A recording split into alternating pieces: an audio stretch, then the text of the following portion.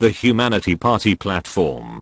The Humanity Party introduces a new American political party platform that offers a viable strategic alternative to the two-party American voting system. www.humanityparty.com. Preamble. The Humanity Party. American reform movements have seldom been successful at registering a new party and appointing proper leadership to compete with the current and dominant Democratic and Republican parties. Finding a person with integrity and courage to lead a new party is difficult. Appointed leaders of reform parties can easily be corrupted by power and greed. The Humanity Party. The Humanity Party has no confirmed leaders. It is led by the voice of each person who supports its platform. Properly supporting the Humanity Party consists of legally registering to vote and casting your vote by entering the word anonymous in the write-in option. Rejecting all of the registered and approved candidates sends a message that we no longer accept the status quo of the current government and that we demand real change. The Humanity Party does not appoint leaders nor accept donations in an effort to protect our party's intent and purpose by eliminating the possibility of corruption by special interest groups, lobbyists, and corporate PACs, political action committees. The Humanity Party has not yet conformed to the expected process of registering a new political party according to current government policy and rules, but this does not prohibit us from accomplishing the purpose for which the Humanity Party was envisioned, to demand real change that works. If the people respond to our purpose, then by their majority voice we can properly designate our movement as a party in the current political arena. If our vision is embraced by enough people, we will legally register the Humanity Party as a US political party. The Humanity Party's political platform is defined herein. This platform acts as the party's official manifesto that encompasses our views and political points and ideals. This manifesto includes the Humanity Party's beliefs, but most importantly, their application to real life. Our party line revolves around three basic inalienable human rights: life, liberty, and the pursuit of happiness. Without life, there would be no need for liberty. Without liberty, there can be no individual pursuit of happiness. Whereas the pursuit of happiness is an individual search for joy that variably differs according to each person's unique desires, governments should not exist to deter from or intervene into any singular, individual pursuit of happiness. Proper government should exist to guarantee and support our ability to live, right to life, and protect us, right to liberty, in our individual pursuits of happiness, allowing each of us to choose our own form of happiness and feel equally safe and secure in its pursuit. Life. None of us asked to be born into this world. Upon reaching a set age of maturity, we are forced into slavery in a society that is not set up to support the pursuit of happiness, but instead structured to support its own unfair and unequal economic policies. For every one person who can claim success in reaching the world's standard of accepted self-awareness and prosperity, 99 others suffer from the means that this one utilizes to achieve success without the ability to attain it for themselves. In the race to be counted of worth in a world of values and standards set to benefit those who set the parameters and rules of the competition, little attention is paid to the devastating effects of the contest. Freedom is an abstract idea perpetuated by those in power over others and used to deceive us. Evident forced slavery has simply been replaced with tacit slavery. Rising to the sound of a rooster's crow and being forced to harness the mule to the plow has just been replaced. Today there is the obtrusive sound of an alarm clock that signals the beginning of another enslaved day at a job that most do not find consistent with their pursuit of happiness. Slavery implies that we are forced to work to enrich someone else while earning just enough for our basic necessities. Owners do not hire us to make us wealthy and financially independent, unless in doing so they are also enriched in the process. Financial independence implies that we do not have to work or depend on another for the means that sustain our lives. When we are forced to work for another, that is, enslaved, we become dependent on them and their desire for personal wealth. We are forced to work, or we will be counted as unsuccessful and unimportant in the world, or we will die. The former, imprisoned slave was provided food, clothing, and shelter from the master. Modern slaves are given a piece of paper, paycheck, that must be exchanged for commodities owned by another slave owner in order for the slave to survive in the world. The slave's desire to live ensures an abundance of workers for and enriches the landowners, company owners. The merchant from whom he or she is forced to purchase the things that sustain life is another master. Former slaves were forced into chains if work and rules were not completed as established by the master. The modern is locked in a jail cell for the same reasons. People do not choose to be born into slavery. Most would have rather been born the child of a slave owner, one who never saw the but end of mule pulling a harrow, or one who will never hear the sound of a time punch clock. Though modern business owners do not outwardly display their employees as personal human property, the slave trade has been transformed into a shared commodity of the corporations and wealthy of the world. Within the commercial organizations that buy and sell goods, make products, and provide services, there exists a proprietary implication that, if one slave refuses to work for a company in order to remain alive, the rebellious runaway must submit to another. By running away from one plantation, corporation, the need to eat and be clothed and housed necessitates the reliance on another master. Governments should exist to eliminate slavery and ensure that anyone born into this world is guaranteed equal rights to life and the support of that life until death relieves them from the involuntary obligation of existence. The rights to life include basic nutritious food, clothing, shelter, healthcare, both physical and mental, and the opportunity for an education. A proper government must provide these basic human necessities without charge through social programs, or by providing the means whereby a person can obtain these rights through gainful and fulfilling employment. The obligation to protect and promote human life is required and expected, and should be a government's greatest and only responsibility. Liberty. Liberty implies that we are free from arbitrary or despotic government or control, that we are sovereign and independent and free from external or foreign rule, that we are free from interference, obligation, restriction, and hampering conditions, that we have the right and power to do, think, and speak according to our individual choice, that we are free from unwarranted captivity, confinement, or physical restraint. For the majority, true liberty has never existed in the United States of America. The American dream is exactly that, a dream. The image that America presents to the world is a deception. American prosperity and innovation deceives the world into thinking that the product of the American free market economy affects all Americans equally. Nothing could be further from the truth. The American dream quickly fades into unattainable goals that only a few who have the proper economic numbers, money, to support them attain. The numbers calculated in setting the value of money are abstractly and randomly applied to human life. We invented money and the values that we accept of it. Therefore, we can control money through the proper government regulations. Uncontrolled, money leaves a mark of depression and hopelessness embedded deeply in the hands, actions, and work, and foreheads, thoughts, of the dreamers.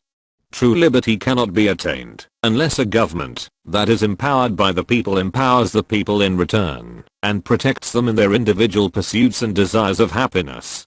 True liberty does not include force. It does not include being forced to work at a job that one does not like in order to enrich another so that that other does not have to work.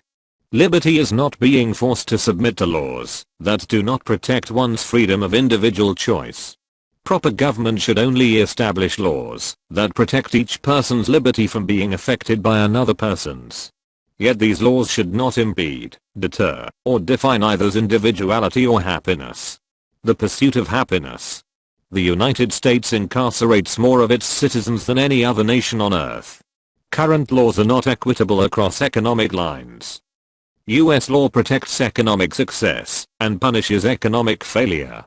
People are locked up in US prisons, not because lawmakers are afraid of them, because they are dangerous to society, but because they are angry with them for not meeting the standards of success implied by the American dream and the image of successful living that lawmakers have set for themselves.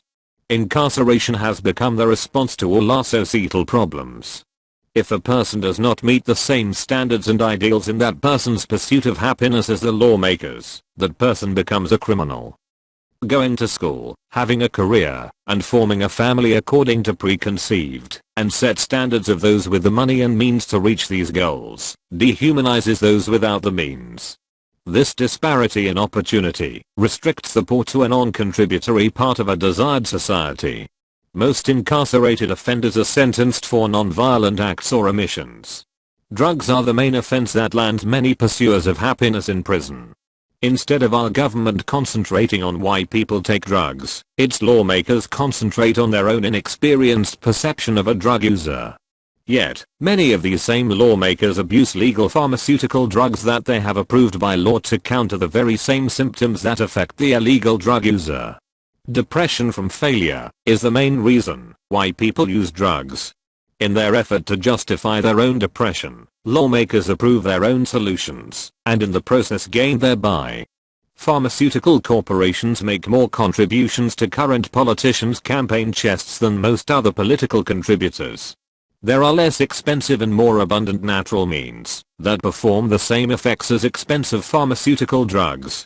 These natural drugs include nutritious foods.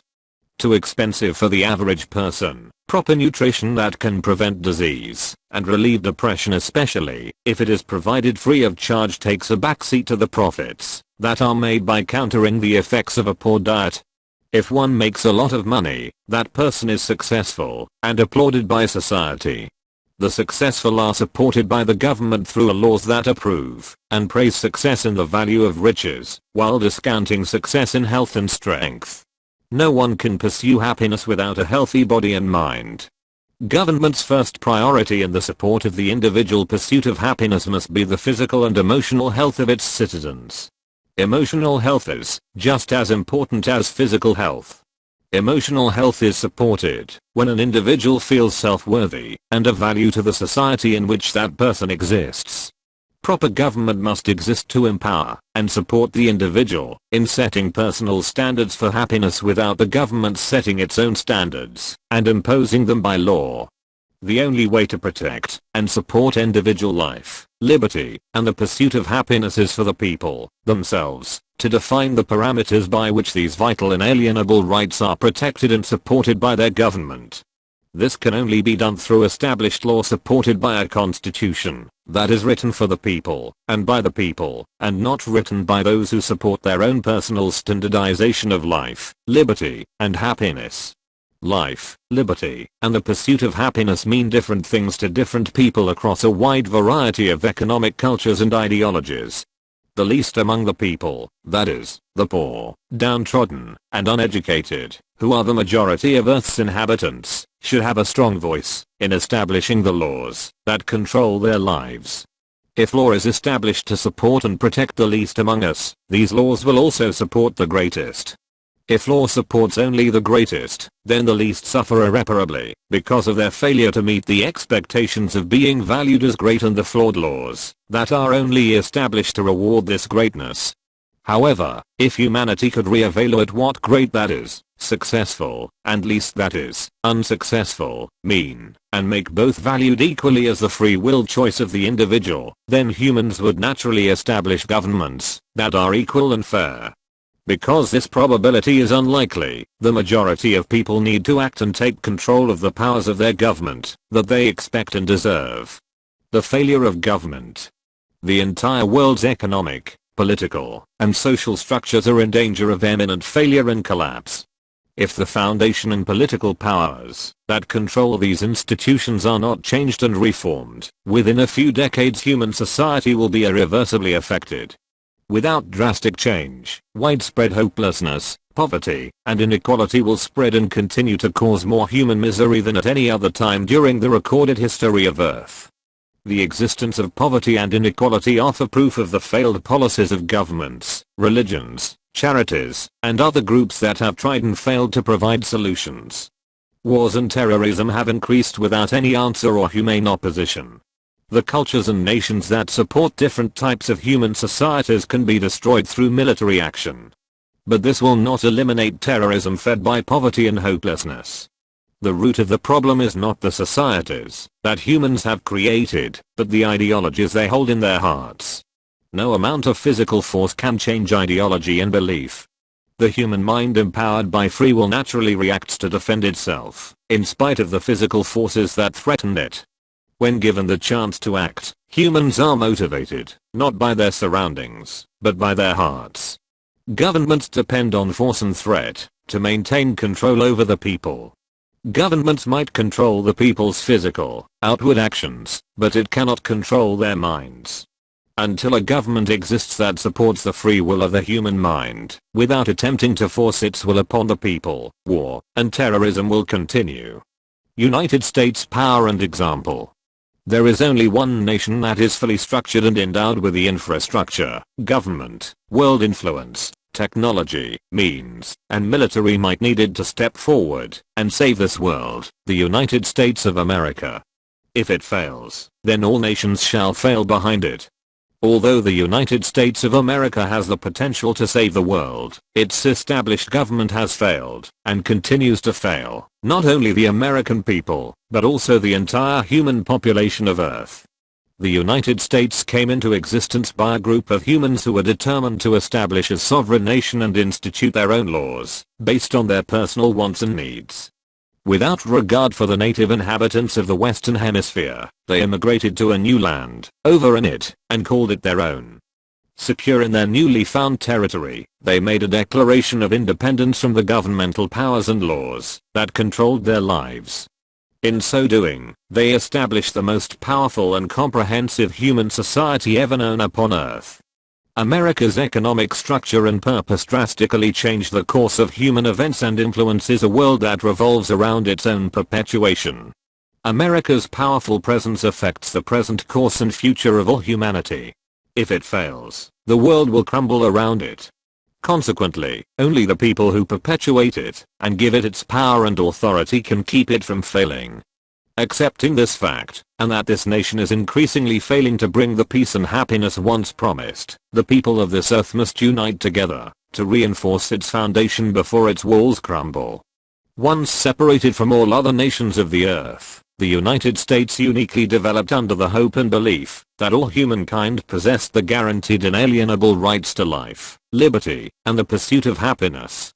This belief was never fully realized, and from the onset of establishing an unprecedented government, the United States leaders began deceiving the people. The United States Constitution, along with the initial system of law that supported it, separated human beings into groups of power and opportunity. From the beginning, the United States government did not treat Native and African Americans, the indentured, and women as equally deserving of these natural rights. Although in later years the United States has shown some effort in equalizing the representation of those initially ostracized, the right to life, liberty, and the pursuit of happiness has yet to be realized except by a few.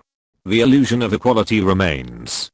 The United States has become the most powerful nation on earth, not through principles of humane government and legislation, but through the application of its economic and military power forced upon its own citizens and upon other nations. Instead of protecting the inalienable rights of all of its citizens equally, the United States has established and enforced laws that protect those who directly benefit from the legislation and enforcement of these laws. As mentioned, by its unique design and proven prosperity for the few, the United States retains the infrastructure of government, laws, business, and society that could be an ensign and example to the world. But because its government is not focused on the rights of all people, so that they benefit equally from its existence, the United States continues to protect the few in spite of the majority. 3 Principles of Law of a Humane Government. Proper and humane government for the people, by the people, and of the people must be structured on the following 3 principles. The first principle and law of government is that government shall never be self-serving, or in other words, it shall never act in and of itself, and of its own accord, or for the sake of its own existence. Government must be restricted in its powers to ensure that it abides by this first principle and law. Government must serve those who benefit from its existence, and only those who benefit from its existence are those who should give it the power that it exercises over them. The second principle and law of this government is that it will guarantee the freedom, or the free will, of all those whom it serves. This second law and principle enables government to establish laws that restrict those whom it serves from infringing on the free agency of another, or from having another infringe on their free will. This second principle and law restricts government from doing anything that infringes upon the free agency of those whom it serves, except in the defense of their individual free will. The third principle and law of this government is that it shall provide the means whereby those whom it serves may have an equal opportunity to experience the happiness that they desire. Government must provide those things that are necessary to fulfill the measure and purpose for the existence of those whom it serves, which purpose is the pursuit of individual happiness. Why anonymous? Anonymity implies a general unity and equality of people who want change, but who feel powerless and hopeless against current governmental forces. If individuals are highlighted, or leaders are appointed, egos and peer pressure quickly follow, and corrupt the equality for which the people should stand united. The Humanity Party is not delusional in believing that the appointment of any popular politician or celebrity will produce a successful challenge to the two-party Republican or Democratic candidates. The Humanity Party's first objective is to give the people hope and educate them about the power of their vote. Anonymity offers a united and equal face to each and every person who legally registers to vote and then uses the write-in option to send a clear and powerful message to the balloted candidates. It is the Humanity Party's intent to rally the people to show up at voting booths across the country and record a vote of Anonymous. The Humanity Party hopes that Anonymous wins the majority of votes and sends a strong message to the political powers that control our lives. It is our intent to send a message to the governmental authorities that we demand drastic changes, and most importantly, that we provide the solutions and define the change that we desire. Table of Contents. 1. The American Dream, the illusion of the American Dream. 3. Republic versus Democracy, constitutional reform, equality for all. 5. Life, liberty, and the pursuit of happiness, social welfare laws providing equal opportunity by rebuilding the economy and creating jobs. 9. Domestic policy, reforming government to serve the people, humane legislation versus inhumane laws, reforming and supporting domestic law enforcement. 12. Foreign policy and diplomacy, building bridges of peace and prosperity, American exceptionalism versus world reality, apologizing to the world, America's role in the United Nations. 15. Protecting the earth, energy, agriculture, and the environment. The American Dream. The United States presents an image of prosperity referred to as the American Dream. It has always been just a dream for 99% of Americans. Americans do not take into account that 1% of American citizenship equals about 3 million people. This number includes those who have realized this dream, at least an illusion thereof, and do not worry about the basic necessities of life. These are those who have the liberty to pursue their individual happiness, whatever that might be. From its inception, the United States government and its constitution have catered to the 1% and neglected the needs of the majority of its citizens. American political policies created a very wealthy class of relatively few individuals with great power. This consequently created a middle class that buffers the impact that absolute wealth and power have on the majority of the people. The world has never known a united group of people like the American empire. Its decadence, leisure, and world dominance permeate every aspect of life. Its soldiers mete out death to any individual, or any nation, that stands against it. It literally creates hell on earth for any who stand in its way. Where in nature does there exist another species, genus, family, order, class, or phylum in which its constituents are, by their own choice, divided into class structures? Outside of the human species, where does there exist another animal group that distinguishes other members as lower class, middle class, or upper class? Where else are there caste types set wherein by birth alone a creature is assigned a specific honor that sets it in prominence above others? The American majority includes the laboring class that has always suffered in poverty. Teetering on the edge between wealth and poverty, and dreaming that they can achieve what the wealthy have achieved, the middle class provides a barrier between the rich and the poor. Coveting the former, while fearing a return to the latter, the middle class validates the actions of the rich, while justifying the cries of the poor. The middle class keeps the peace. Without it, the lower class majority would rise up in revolution against the upper class. It becomes easier for the majority to desensitize their minds from the conditions of poverty and destitution that exist at the bottom of the economic ladder because of the image in their minds of future success and the opportunity to jump from the 99% to the 1%. The American people have become numb to their own plight. Their ignorance chains them to their current condition and allows justification and acceptance that the one needs the 99 others below in order to keep that one buoyed up on the sea of humanity and living out their dream. The American dream has desensitized the middle class. The hope and exampled realization of wealth and prosperity, which less than 1% of Americans ever achieve, keep the middle class in chains of bondage and ignorance to the Democratic and Republican parties that cater to the 1%. For every one person who can claim success in reaching the standards set by the American dream, 99 others suffer from the politically enforced economic policies used to achieve this prosperity. The majority does not have the ability to realize the dream. The majority's desire to live in riches the slaveholder corporations for whom they are forced to work so that the wealthy can live out their dream. Chained ignorantly without lock or key, the writing on the wall has little effect on the minds of the majority of the American people who see themselves as individual and equal human beings instead of slaves. Thus, have they been convinced and deceived.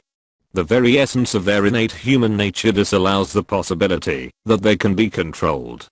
They are convinced that it is possible that one day they too might own a business and have others work for them, forgetting their immediate state of enslavement by the delusion of financial freedom and wealth implied by the American dream. Day after day, their minds are gratified and lulled into a tempered calm as they toil in the fields, cubicles, or other employment that they do not enjoy but are forced to choose. The dream satisfies their inner conflict by convincing them that it is possible to become a landowner, hence, they are indeed equal to their masters, who were once enslaved also. The American people are not isolated to being slaves to the rich and powerful only, but have also become indentured to their own desire to become wealthy. Getting ahead in the world has become the model of individuality and has replaced the pursuit of happiness. Money has taken the place of happiness in our daily pursuits. However, the right to pursue happiness must be guaranteed and protected equally for all people. Those whose happiness is found in greed, wealth, and owning more than others have every right to this form of value and happiness. The 1% must be equally protected and supported in their pursuits. Otherwise, the unfair advantage of one group will mean the subjugation and demise of the other, and negate liberty for all. The Humanity Party's goal is to equalize the playing field, so that all who desire to be wealthy have the same opportunities to do so. This can only be accomplished if the stress from day-to-day living is diminished. By allowing wealth to accumulate in the business of providing others with the basic necessities of life, the Humanity Party kills two birds with one stone. The Humanity Party's proposals support both the dreams of the 1% and the realities of the 99%. Republic versus democracy. American politicians depend on the ignorance of voters and their lack of understanding of how politics work to ensure political support and re-election. The Humanity Party exists to inform the uneducated masses of their rights and powers. The American people, as well as many of their political representatives, are clueless when it comes to the difference between a republic and a democracy. The word democracy implies equality and power in the hands of the majority. Republic is hardly ever mentioned in political rhetoric, although it is a true definition of equality. A republic is a form of government in which the powers of sovereignty, independence, are vested in the people, and are exercised by the people, either directly or through representatives, chosen by the people. However, the people who make up a pure form of a republic is not plural, but singular and individual. A group of pure Republicans, not referring to members of the current American political party, holds advisory powers over others, but the sovereign individual is allowed to reject the advice of the majority and live autonomously. A democracy is a form of government in which the sovereign power resides in, and is exercised directly by the whole body of free, voting citizens, or indirectly through a system of representations, where 51% of the representatives override the dissenting 49%. Although the majority might prefer a democracy, the minority would be denied liberty and justice. It was a democracy that was responsible for many of history's greatest human tragedies. It was a majority of German citizens that supported politics that caused the death of an entire culture of a Jewish minority. Slavery was once condoned and supported by a majority. In fact, it was the majority of white European immigrants to America who denied liberty and justice to the minority Native Americans.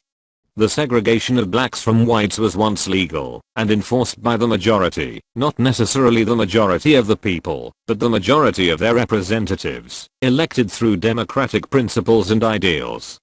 All people, no matter what each of their individual desires for happiness might be, must be granted and protected in their right to life and liberty by the government to which they bow their knee. The support and protection of these liberties and rights must be granted equally to all people, not as the U.S.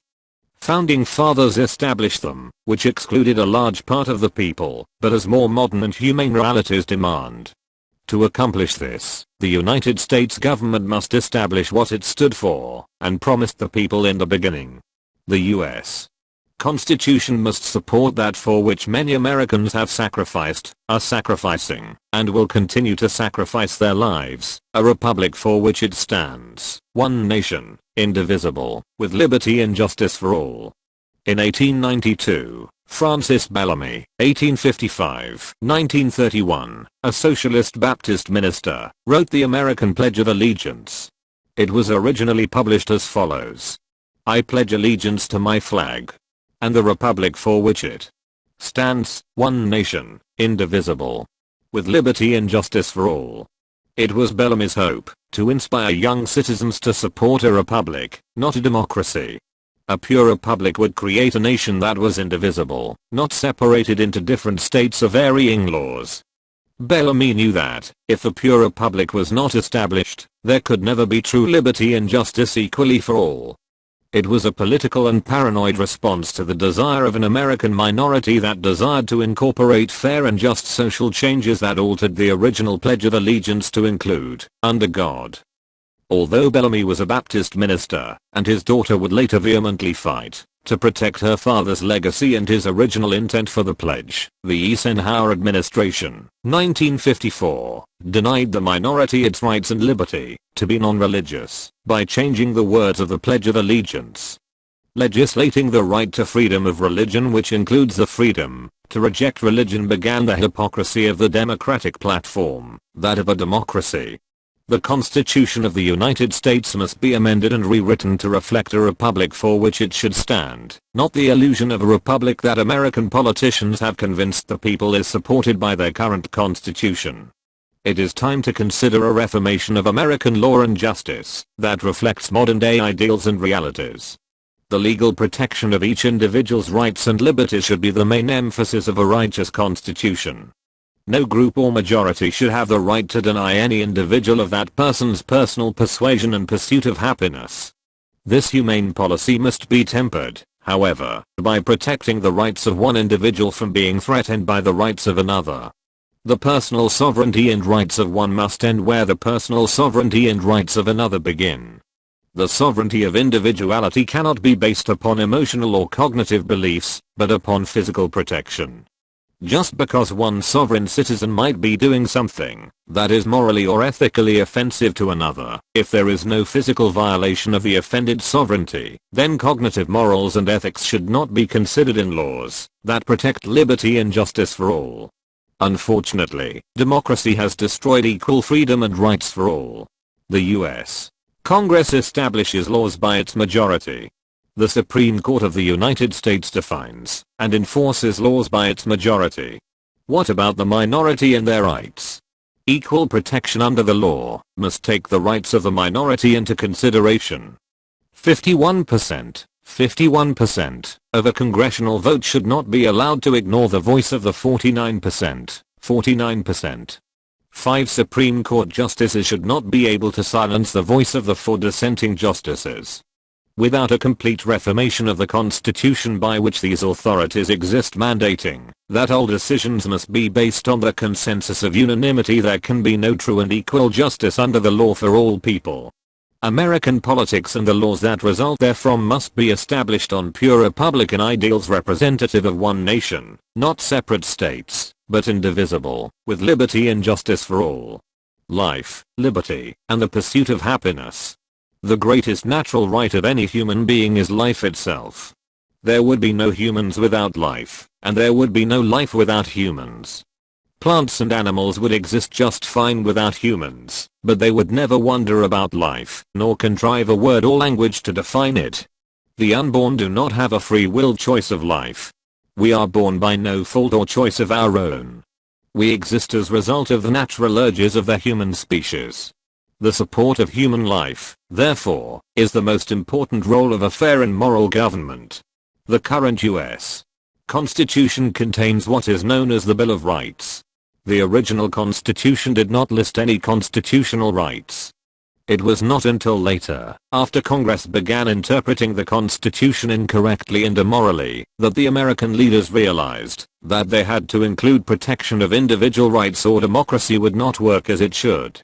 Bluntly, democracy, where the voice of the majority rules, cannot work if there are 5 wolves and 1 sheep trying to figure out what to have for dinner. Thomas Jefferson clearly defined the purpose for a Bill of Rights. A Bill of Rights is what the people are entitled to against every government, and what no just government should refuse, or rest on inference. 10 amendments were added to the original U.S. Constitution that defined the rights that the leaders at that time thought were most important. But as government often does, it failed miserably to consider life itself, and what laws should exist to support and protect it for each individual. The ability to exercise one's right to religion, to speech, to peaceable assembly, and to petition the government for a redress of grievances is limited if a person was/is homeless, hungry, sick, afflicted mentally, or imprisoned.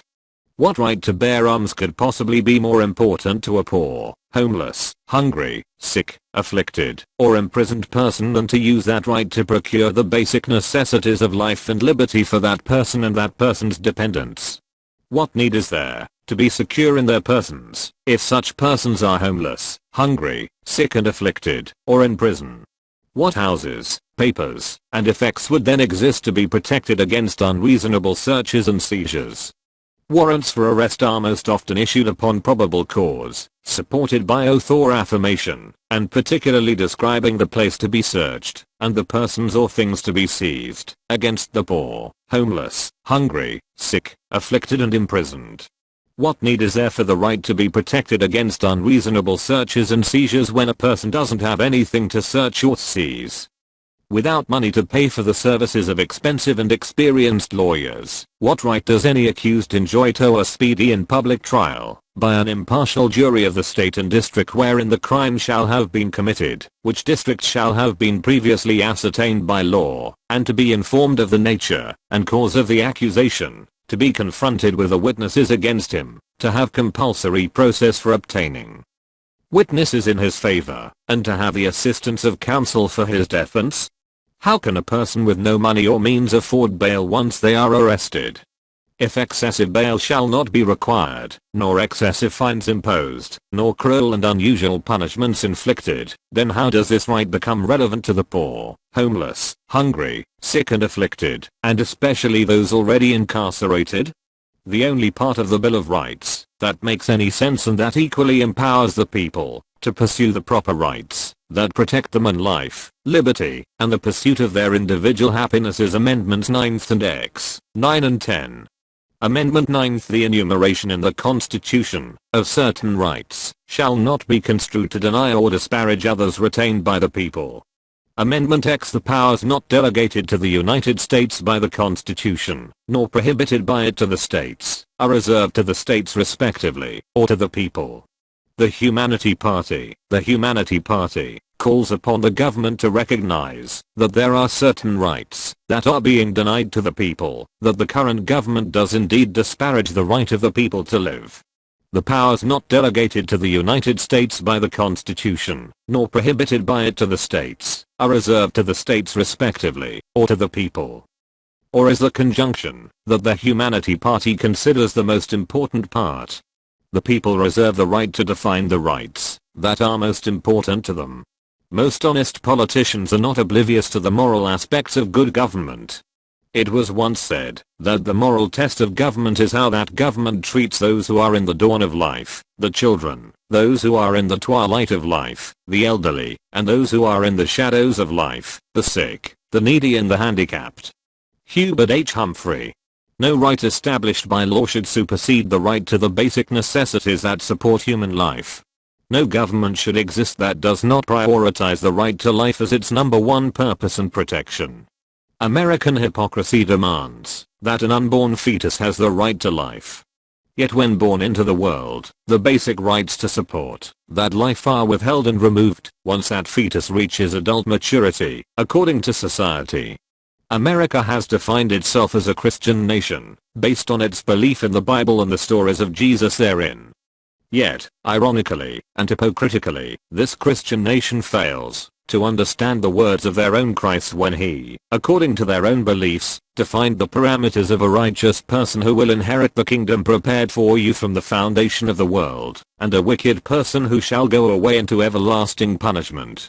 The Christian parameters of righteousness versus wickedness, according to their own accepted national faith, completely depend upon nothing more or nothing less than how the homeless, hungry, thirsty, sick, afflicted, stranger, and imprisoned are treated. If their needs are not provided for, then a nation is wicked. If their needs are provided for, then that nation is righteous. See the Bible, New Testament, Matthew, chapter 25. The Humanity Party has a plan to provide meat for the hungry, drink for the thirsty, a place of security for the stranger, health and mental care for the sick and afflicted, and value and help for those in prison. The Humanity Party has no affiliation with any religion or faith. We are affiliated with our true humanity and dedicated to the support of human life. The Humanity Party has formulated a solution to provide every human with the basic necessities of life from the time of birth to the time of death. The solution incorporates the best parts of capitalism and the free market economy, based on the right to pursue wealth and greed, with the best parts of socialism, based on the advocacy that an economy should be owned and regulated by society as a whole. At this time in human development upon Earth, one economic system without the other would not serve the needs of all people equally. America's incredible innovations and advancements in technology and industry are not a result of regulation and consideration for the whole of humanity. They are products of greed and the promotion of self-worth through peer recognition. Competition in business motivates innovation, and new development, and money rewards it. Unless the motivation and rewards continue to exist, humans will not advance as they have in the past. The Humanity Party's government outline inserts into the Constitution the inalienable rights to life, by providing the basic necessities of life to all, free of charge. Congress will be forced to implement laws that guarantee these rights. However, money will always be the issue and concern. Humans created money, therefore, humans can control money. A strong government with the support of the majority of people can regulate money for the best interests of the people. Politicians depend on the ignorance of the people, and are subjected to their own ignorance, in not properly understating, implementing, and regulating money.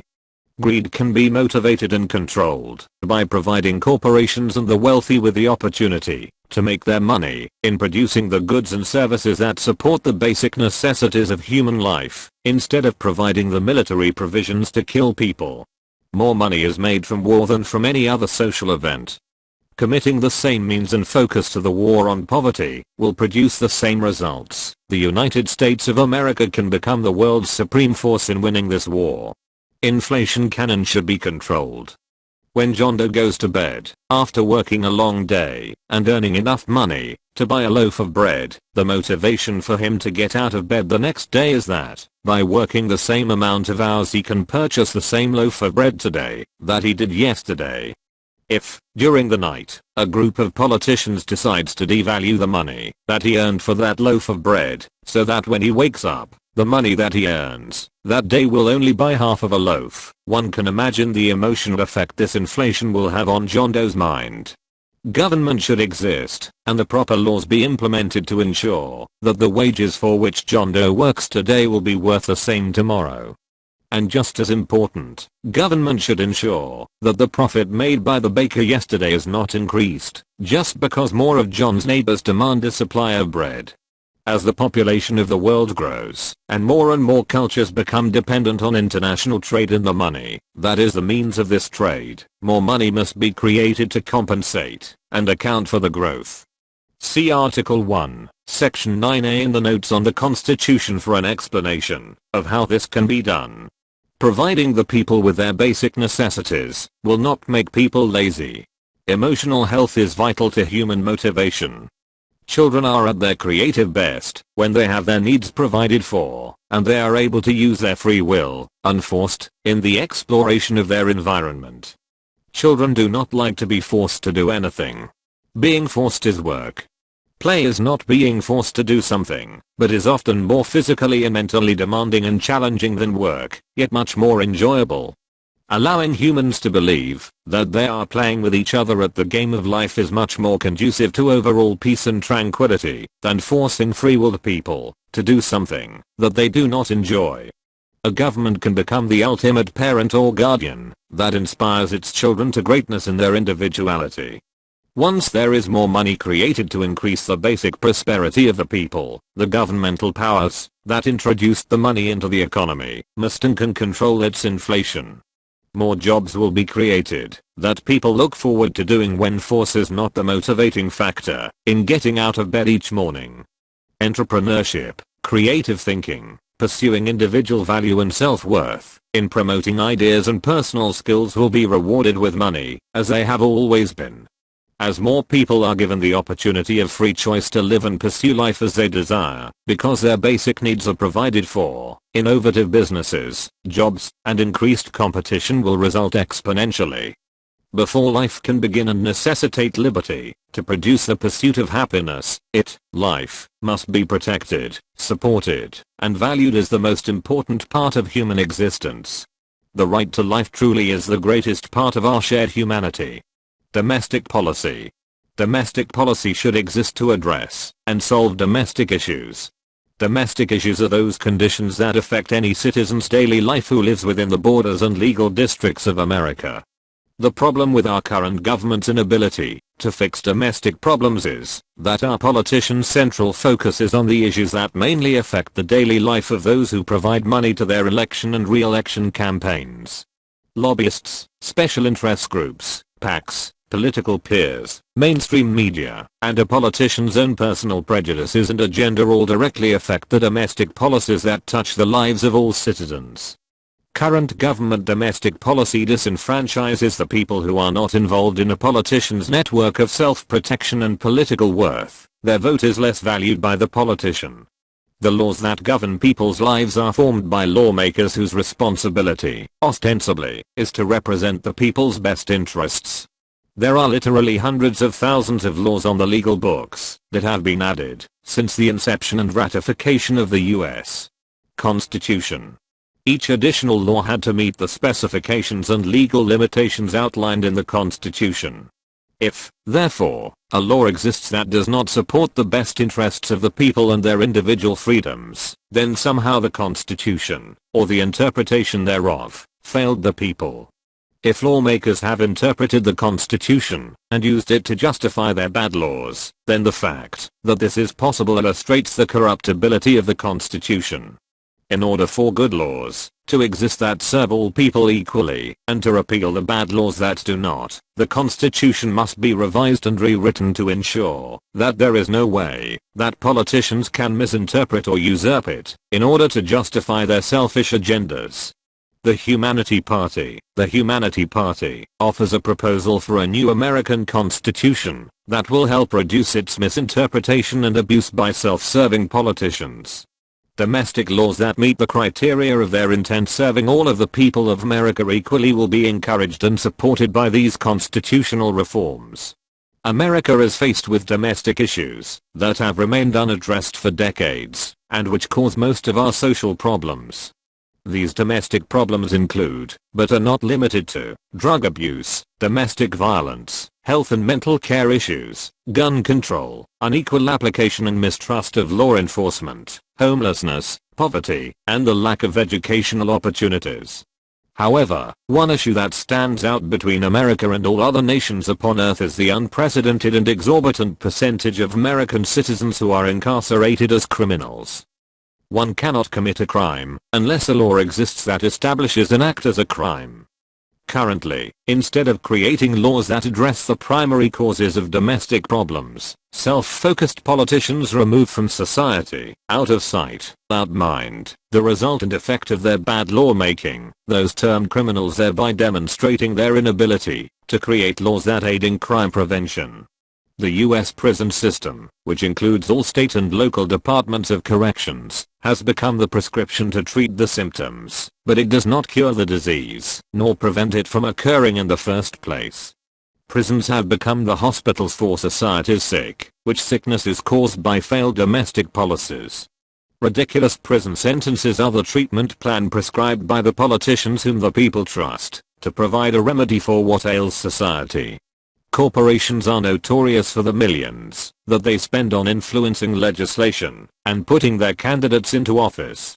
The media, which receives advertising income from corporations, isn't going to bite the hand that feeds it, seldom presents any honest investigative report on corporate influence in government. Energy, pharmaceutical, transportation, financial institutions, and gun lobbyists, to name a few, are the obvious main political influencers. But there is one other, hardly mentioned, that has built more political power and sway than any of the above mentioned more prominent ones: private prisons. To protect the enormous profits made by prison-based corporations in caring, as they pretend, for criminals, corporate lobbyists draft and support inhumane legislation that will direct more money to the corporations that sign their paychecks. The majority of those incarcerated are struggling humans who have violated inhumane laws that do not address their day-to-day efforts to survive. California's three strikes law, a law grossly offensive to human decency and morality, is an example of blatant prison-based corporate influence. This law legally applies a life sentence to a human who has 3 times violated laws that politicians have determined are felonies, a criminal factor that can be applied to stealing a loaf of bread. The most influential and successful lobbyists are former politicians. Self-righteous politicians and their constituents, who seldom understand the plight of the underprivileged majority, cannot create a solution to a problem that does not affect their own daily lives. American politicians must be forced to do the job for which they were elected, and for which they are paid, to address domestic issues first and foremost. They were not elected to worry about what their personal image, immediate accumulation of wealth, how the media perceives them, or how they are going to be re-elected next term. They were elected and hired to solve domestic issues, the basic needs of the people. Lobbyists and an out-of-control government bureaucracy, the fixed system of government agencies and their programs, affect domestic policy and the laws enacted to address it. But more devastating and debilitating to domestic solutions, even more so than government bureaucracy and lobbyists, is the judicial branch of the government, which includes all federal, state, and local law enforcement agencies. To guarantee that the courts and law enforcement properly address the rights of the people must take a more active role in their rights, simply by registering to vote and voting anonymous. Currently, without sufficient money to purchase the aid of an attorney, the people's right to seek redress from the government through the courts is limited for the majority.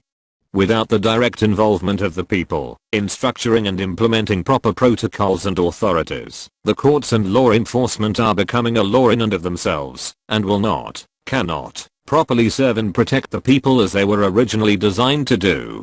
The US legal system is very slow and seemingly nonchalant in its procedures and the way that its courts deal with important social issues.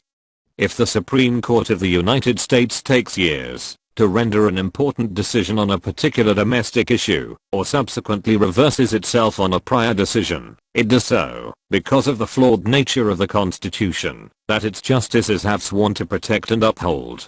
Change the government's constitution in meaningful ways, and change the way that its branches, legislative, executive, and judicial, do business, and there will be little need to interpret it, or risk its usurpation in the process.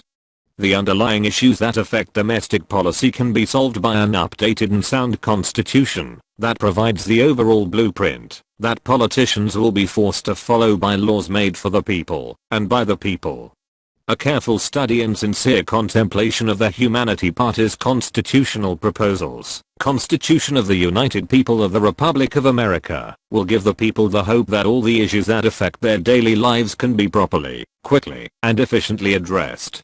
It will become constitutionally required by law to address domestic policy. Congress will be forced to remain in isolation, similar to the way a jury is sequestered, until it arrives at a unanimous decision, until the people's representatives do what the people expect of them. Corporations, lobbyists, and special interest groups will lose their power over politics. The new constitution forces government to immediately address what the people need in their daily lives. If, for example, and this is but one of many examples, Congress is forced by constitutional law to eliminate homelessness, the concentration on providing basic housing to all citizens will motivate each politician to place more focus on being humane. Being required by law to come to a unanimous decision on all proposed legislation, along with term limitations, campaign restrictions, and constitutionally mandated transparency, politicians will become answerable only to the people. And if politicians are answerable only to the people, domestic policy will become the main focus of Congress and the legal system. Without major constitutional reform, there can be no viable changes to domestic policy. Foreign policy and diplomacy. Nothing is more important and influential to peace on earth than American foreign policy. The rest of the world has a love/hate relationship with our nation. American foreign policy and diplomacy is responsible for how the rest of the world views Americans. Properly addressing and implementing foreign policy can change the world's view of America and establish this nation as a beacon of our shared humanity instead of an empire that is feared and despised. American economic policy controls the world's economy. Our government must embrace this fact and shape economic policies that reflect this understanding. What Americans do affects the world not arbitrarily as invisible, unnamed citizens of other less respected countries, but for billions of individual human beings who share our planet and deserve the same rights that we do. To promote and ensure peace, foreign policy must exist that protects the interests of all of Earth's inhabitants equally. America would not exist without immigration. Immigration laws that provided America with its first citizens, and which supported their innovative dreams of freedom and prosperity, must be considered in current foreign policy implementation and administration. Policymakers must take into account the impact that immigration had on the Native American people. Americans cannot sweep away the totalitarian devastation that was caused by American immigrants on other human beings when America was first discovered. The needs of a nation's established citizens must be weighed equally against the needs of those who desire to become a new citizen. Neither group's needs can be diminished nor ignored. American exceptionalism is an ideology that the United States is inherently different from all other nations, when in fact, the United States wouldn't be a nation if other nations had not existed before it. America has lost its value and the integrity attributed to its most prolific symbol of freedom, the Statue of Liberty. A portion of the descriptive eloquence that describes her is inscribed thereon. Not like the brazen giant of Greek fame, with conquering limbs astride from land to land, here at our sea-washed, sunset gates shall stand a mighty woman with a torch, whose flame is the imprisoned lightning, and her name Mother of Exiles. From her beacon hand glows worldwide welcome, her mild eyes command the air-bridged harbor that twin cities frame. Keep, ancient lands, your storied pomp, cries she, with silent lips. Give me your tired, your poor, your huddled masses yearning to breathe free, the wretched refuse of your teeming shore. Send these, the homeless, tempest-tossed to me, I'll lift my lamp beside the golden door. The Humanity Party supports radical immigration reform to return America to its former glory and the respect that it will then deserve from all other nations. In the same way that America opened its doors in the beginning, the Humanity Party proposes constitutional reforms that include humane parameters for immigration in support of the true purpose for which others desire to immigrate to America, the chance for freedom, prosperity, and equality. Previously, America has intervened into the affairs of other nations, whose actions might have appeared un-American and inhumane. In so doing, it has caused the bitterness that exists towards America's perceived offensive imperialism. Instead, the Humanity Party proposes opening up our borders and welcoming people of all nations to join us as an option to remaining a citizen of an unjust and inhumane society or culture. Our foreign policy should end where another nation's domestic policy begins. Let other nations and cultures exist respected and protected in their free-willed society. If their ideology supports actions that Americans perceive as inhumane and an affront to basic human rights, that is their natural prerogative and right. To use our military might to enforce our ideology on them reduces us to an enemy of humanity instead of its protector. In providing a legal way for more people to immigrate to America, or to incorporate American law into their own culture, the people of other nations threaten their own politicians with domestic mutiny. With the desire to hold on to the power over the people that many foreign dictators, kings, presidents, and politicians have, they will be forced to consider why their citizens want to immigrate to America. Without military intervention, or policing other nations' governments, America will begin to promote peace with peace. How many lives would have been saved during World War II if America had sent its military force to Europe, not to fight, but to extract all humans who did not want to fight and take part in their country's political strategies and policies? What if the United States sent its military force to extract the current Iraqi and Syrian people from these countries, and offered to them the chance of peace, freedom, and prosperity across the Atlantic Ocean, where it would be much more difficult for domestic terrorism to affect their daily lives? What message would that send to the governments that exist there? If all the good people left, who would be left for the rulers to govern and control for their own selfish reasons? Would it be more cost-effective for the United States to extract the people and provide them with the basic necessities of life either on American shores or in designated foreign districts under the protection of American law, or to finance war? How much money is one human life worth? What if it was your life or the life of your child? How would you want a government to react? The power of American consumerism can dictate change in foreign governments without starting a war. The supply of goods and services provided by other countries is determined by the demands of the American people. The power of American consumerism cannot be overstated. If American policy demanded humane treatment of the foreign citizens who supply the goods for American consumption, before it demanded the goods, the greed of foreign government officials would then force their own domestic change. The Humanity Party supports the implementation and backing of the strongest and greatest military force that is possible. However, this force must be used humanely and properly for the protection of peace and prosperity of all humans upon Earth.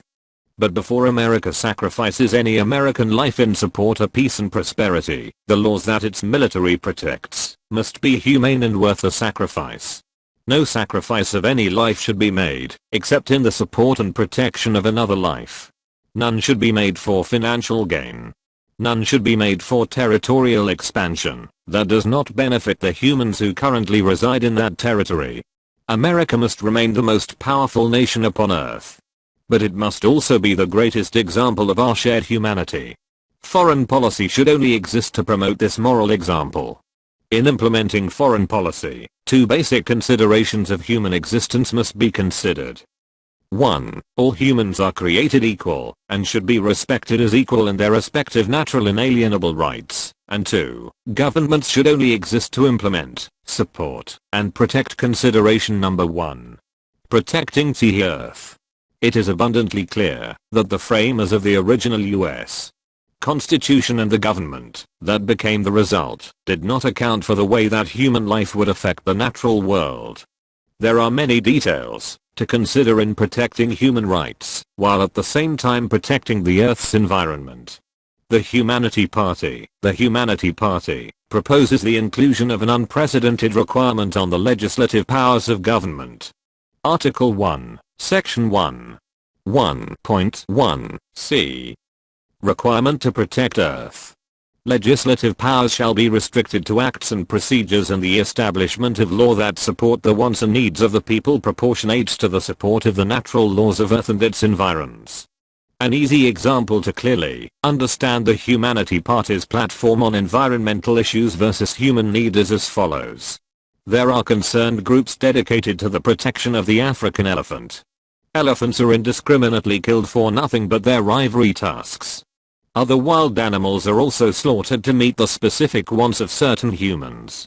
There is only one motivation in slaughtering an animal: money or survival. There is sound evidence that associates the increase in the illegal slaughter of animals to the economic problems of the local people. If the people don't have enough food to eat, they will justify killing a wild animal instead starving, or justify selling a small part of it for money to purchase food. Government must end human suffering and poverty before it can influence the people to protect other animals over themselves. Greed is not need. The Humanity Party supports government intervention into and the protection of Earth's environment by any means, if the basic needs of the people are met primarily and proportionally. The Humanity Party does not support radical environmental groups that place human safety and need below that of any plant or animal upon Earth. We believe that Earth's environment was meant to be controlled for the benefit of its greatest life form, the human being. However, if in benefiting from it, humans destroy the environment by improper use, then it will eventually become of no benefit to us. A balance must be reached, so that humans can continue to benefit from Earth's nature, while supporting its survival. This must be done by government, its laws, its finances, and its force. But above all, humanity must remain a government's #1 priority. End of the Humanity Party platform.